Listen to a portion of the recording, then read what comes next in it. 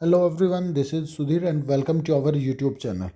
Today we discuss next topic. Topic है हमारा what was the Soviet system कि Soviet system है क्या। इस सोवियत सिस्टम के बारे में डिस्कस है वो करेंगे। और पिछली जो वीडियो आपने देखी या आप ये जो वीडियो हम वो देख रहे हो तो हमारा जो बैच है वो स्टार्ट हो रहा है, जिसमें हम लाइव क्लास प्लस में रिकॉर्डेड जो क्लास है वो आपको देखने को मिलेंगे। और ये जो बैच है वो 499 के अंदर है, वो स्टार्ट हो रहा है। तो इसमें आप अपने हिसाब से जो क्लासेस है वो ले सकते हैं। यदि आप एक दो दिन या दो चार दिन क्लास नहीं ले पाते तो आप रिकॉर्डेड जो वीडियो हैं वो देख सकते हो। और ये जो बैच रहेगा वो 499 के अंदर रहेगा। कैसे क्या परचेज करना है वो आप इसकी जो पिछली जो वीडियो है उसको जाकर देख सकते हो। इन यूएसएसआर मतलब union of Soviet socialist Republic. In Russia के अंदर एक रिवॉल्यूशन हुई इन 1917 के अंदर एक सोशलिस्ट रिवॉल्यूशन है वो देखने को मिली। उसकी एक शुरुआत है वो हुई। उसका जो उद्देश्य था, ये जो क्रांति थी इसका कुछ उद्देश्य है वो रखा गया, जैसे आइडियल्स ऑफ सोशलिज्म।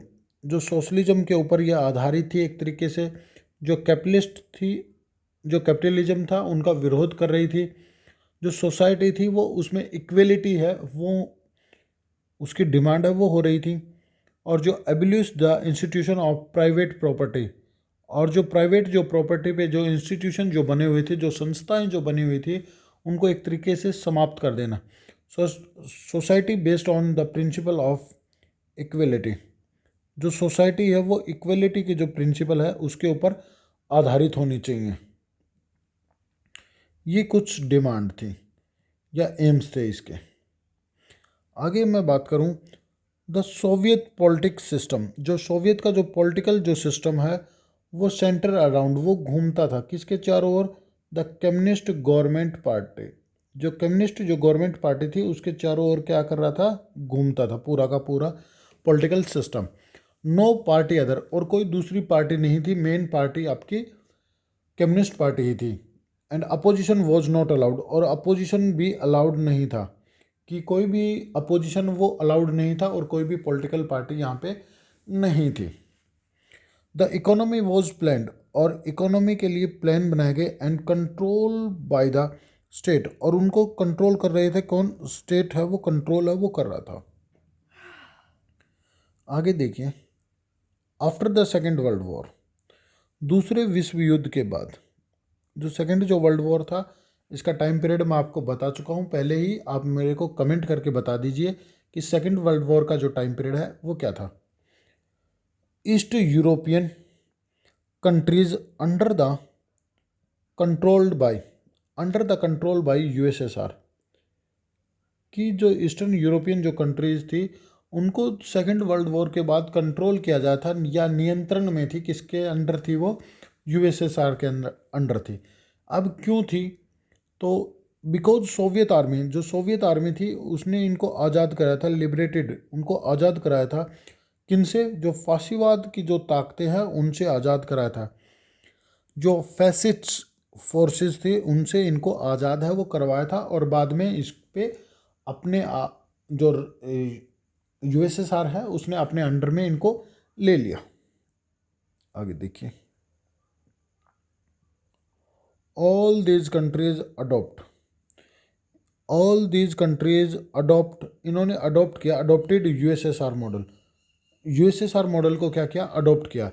लाइक चाहे इकोनॉमी सिस्टम की यदि मैं बात करूं, चाहे मैं पॉलिटिकल सिस्टम की यहाँ पे बात करूं, तो सर उन्होंने इस चीज़ को, इनका जो मॉडल था उसको एक्सेप्ट किया या अडोप्ट किया।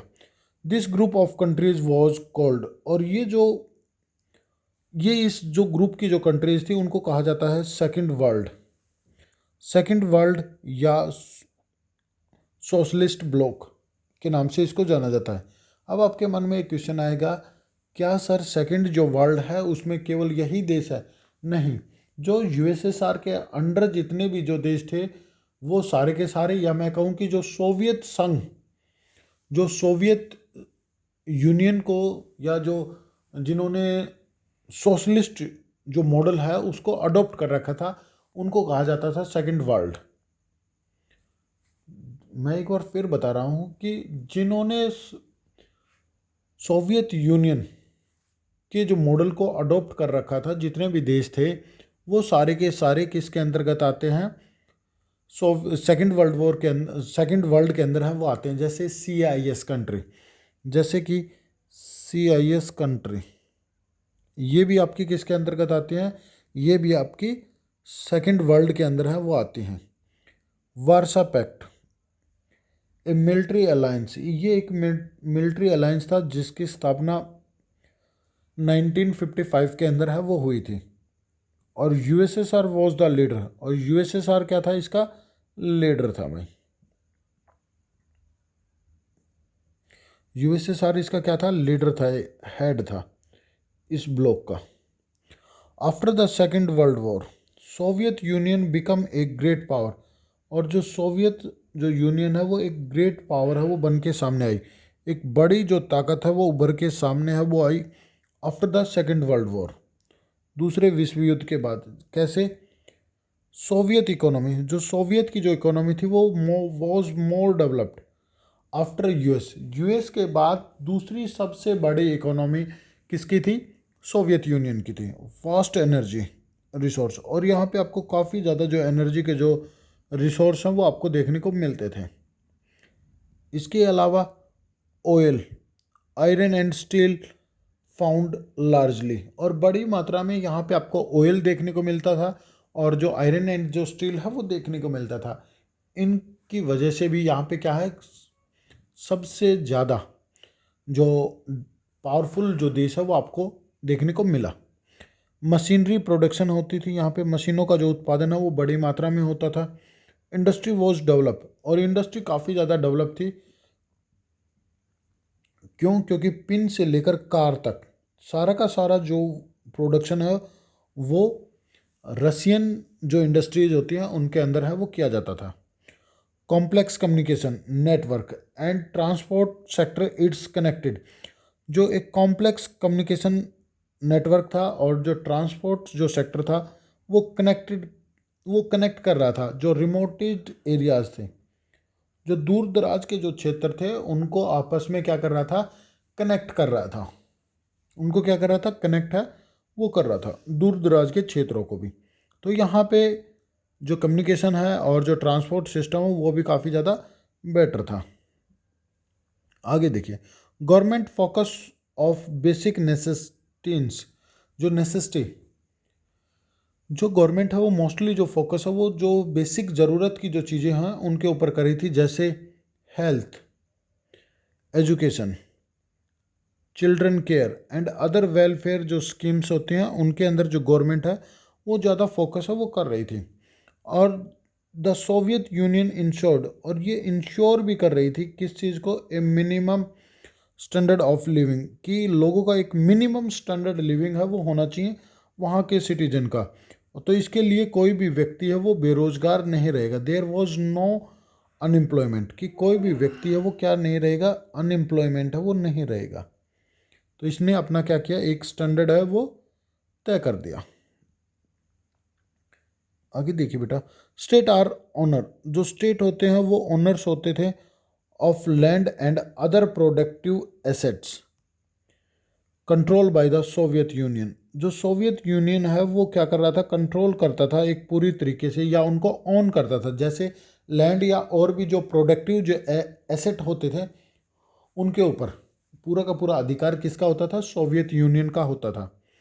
सोवियत सिस्टम, जो सोवियत जो सिस्टम है बिकम ए ब्यूरोक्रेटिक्स, वो कैसा था, नौकरशाही था, ब्यूरोक्रेटिक्स था।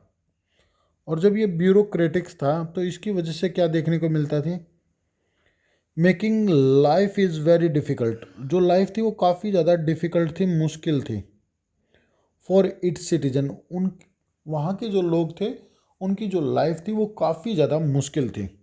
इसका कारण था लैक ऑफ डेमोक्रेसी, वहाँ पे लोकतंत्र का अभाव था।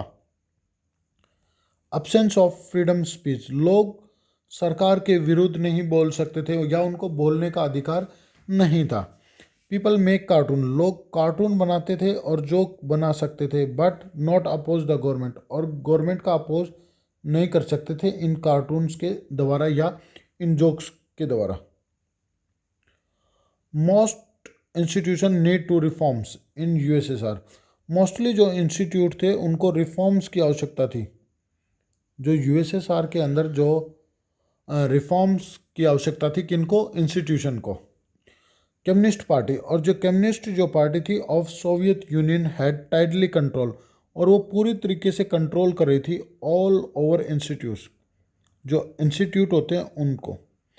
जितने भी जो इंस्टीट्यूट थे सोवियत यूनियन में, उनको पूरे के पूरा जो कंट्रोल किया जाता था वो कम्युनिस्ट गवर्नमेंट के द्वारा या कम्युनिस्ट जो पार्टी होती थी उसके द्वारा किया जाता था। It was unaccountable. अनअकाउंटेबल का मतलब होता है जवाबदेही। ये किसी के प्रति जवाबदेही नहीं थे, टू द पीपल। लोगों को जवाब नहीं देते थे कि भाई हम क्यों रिफॉर्म्स नहीं कर रहे, या हमारी क्या मजबूरी है कि हम रिफॉर्म नहीं कर रहे, या करेंगे तो कब करेंगे। तो ये सरकार किसी को कोई जवाब है वो नहीं देती थी। Total 15 countries in USSR. USSR में 15 देश थे, और इन 15 देशों में से एक जो देश था वो था रसिया। टोटल कंट्रीज कितनी थी? 15 थी, और इन 15 में से एक जो कंट्री थी वो थी रसिया आपकी। रसिया डोमिनेटेड एवरीथिंग। जो रसिया है वो डोमिनेट करती थी हर एक चीज़ में। जो रसिया है वो हर एक चीज़ में क्या करती थी? डोमिनेट है वो करती थी, या मैं कहूँ कि पावरफुल जो थी वो रसिया थी। And peoples of the other countries, और जो अदर जो कंट्रीज़ के जो लोग थे, जो 14 जो कंट्रीज बची, वो वहाँ के जो लोग हैं वो अपने आप को एक तरीके से ये महसूस करते थे कि हमारा शोषण हो रहा है, या हम एक तरीके से नेगलेक्ट हो रहे हैं, हमारे ऊपर ध्यान है वो नहीं दिया जा रहा। वो अपने आप को कमज़ोर महसूस है वो कर रहे थे भाई। इन आर्म रेस, हथियारों की जो होड़ है, Soviet Union manage to match the US. जो हथियारों की होड़ है उसमें सोवियत यूनियन है वो अपने आप को बराबर लाने के लिए, किसके? यूएस के बराबर लाने के लिए टाइम टू टाइम क्या करती है? रिफॉर्म्स है वो करती है, या काफ़ी ज़्यादा जो चेंजेस है वो लाती है। बट एक ग्रेट कॉस्ट यूएसएसआर, एक जो बड़ी जो कीमत है वो चुकानी पड़ती है, किसको? यूएसएसआर को। यूएस जो यूएस है उसकी बराबरी के लिए यूएसएसआर को एक बड़ी जो कीमत है वो चुकानी पड़ती है, क्योंकि काफ़ी ज़्यादा जो नुकसान है वो हो जाता है। इसके पीछे कारण था, जैसे टेक्नोलॉजी एंड इंफ्रास्ट्रक्चर।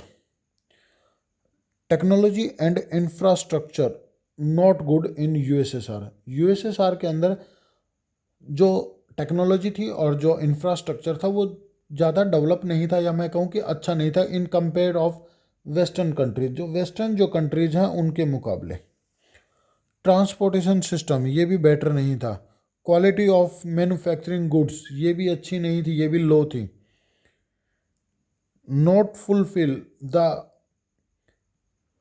जो यहाँ के जो लोग थे उनकी जो अपेक्षाएं थी, या जो एक तरीके से एस्पिरेशन थी, एक तरीके से क्या थी? एस्पिरेशन थी, जो उम्मीदें थी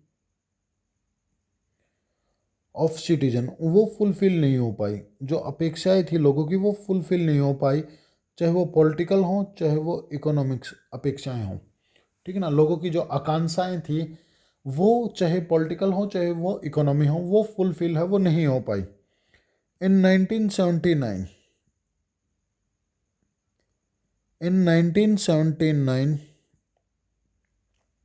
सोवियत यूनियन इन्विजन्स इन अफगानिस्तान।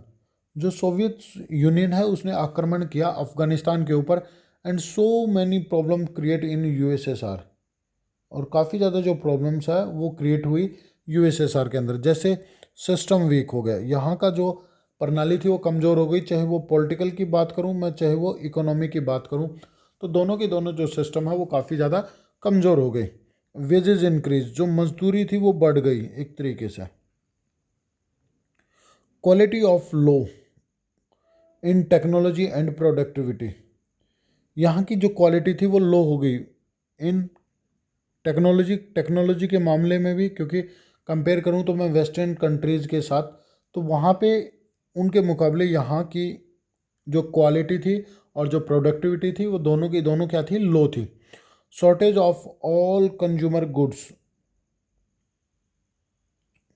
जो कंज्यूमर जो गुड्स थे उनका क्या हो गया, एक तरीके से कमी हो गई, सभी चीज़ों की क्या देखने को मिली आपको, कमी देखने को मिली।